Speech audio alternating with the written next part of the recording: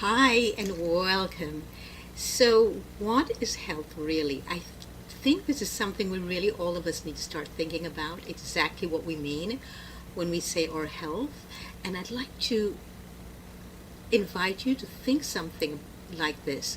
When you say our health, do you only mean your own personal health? Because I think that our health is wrapped up in the health of those with whom we live, because we're constantly exchanging microbiome with them. We actually exchange, without realizing it, bacteria with everyone in our midst and in our presence. And if we go to school with someone, or if we go to a movie, or if we go to any event or work with somebody, we are actually exchanging bacteria with them. We exchange energy all the time.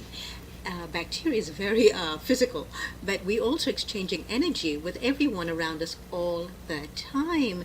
So it's important to know that we do not live in a vacuum by ourselves, that our health is very dependent on the health of other people around us. Now, what do I mean by health? I definitely do not mean the absence of illness.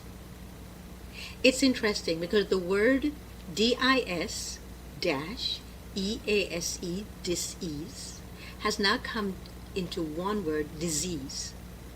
And it's now what people are used as a weapon to bring fear into people's lives. But we need to give up this idea that something exists outside of us, that there's some illness or disease that exists outside of us. It is only our own terrain, our own internal terrain, that allows us to be ill. So we need to start looking at health from a whole different viewpoint and look at family health, communal health.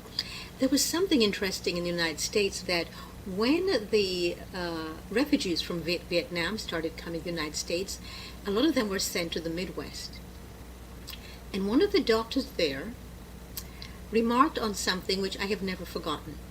But he said that when he asked for his receptionist or the nurse to bring in the next patient, an entire bunch of people would come in all together at the same time if they were from Vietnam. And he would say, no, I need to know who's the patient here. And they say, we are.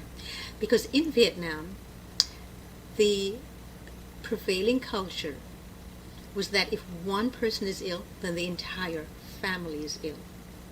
So you're not being blamed for illness in your family. You're not being told, I'm going to catch a cold because of you, or I'm going to get this disease because of you, I'm going to catch it from you, because there's no such thing. Because they understood that we're always exchanging energy with each other, and that illness has to do with the entire family.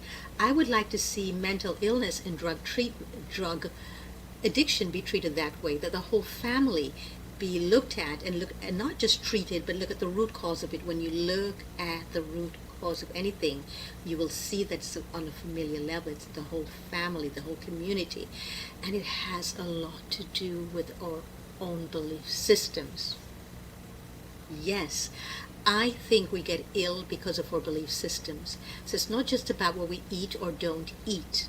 Most people will say, I'm ill, or most doctors, some of the more informed doctors or the newer natural living lifestyle doctors will say we're ill because of deficiencies. To me, the only deficiency is the lack of investment in ourselves, time to ourselves, time with ourselves, time to heal, focusing on the fact that we all, every single one of us, need healing. How do I know this? Because we're here on earth, and this is the reason why I think we are here, is to create healing, not only of our own selves, but with everyone else in our presence. And I really think that the only way to heal is from within. Healing can only happen, nothing can heal you. You can't take a herb. The most incredibly healing foods cannot heal you if you are not in a place of healing. Yes, we need to be in a place of healing all the time. And then we'll stop fearing anything outside of us. We'll stop fearing viruses and illnesses and disease and getting sick.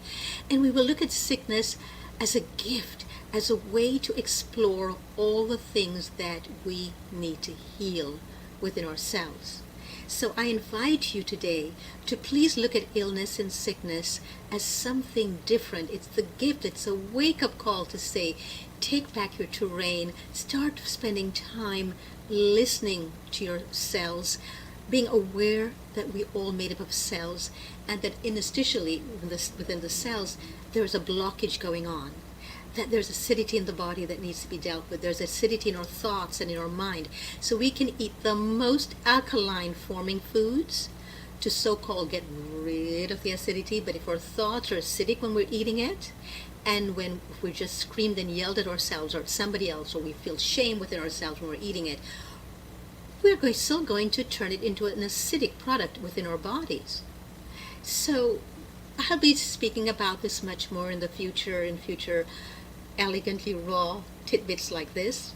So if you'd like to hear more, if you'd like to start a conversation with me, let's do so mindfully and lovingly and with an enhanced presence of healing within all of us. So I look forward to more episodes with you. Join me here, please, every day at this time, weekdays, Mondays to Fridays on this channel.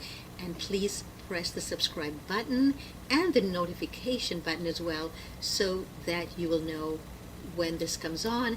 And if you would like to have a conversation with me on this, I so welcome it, and I welcome you.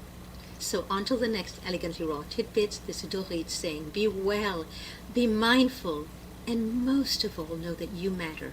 Everything you feel, think, say, and do matters.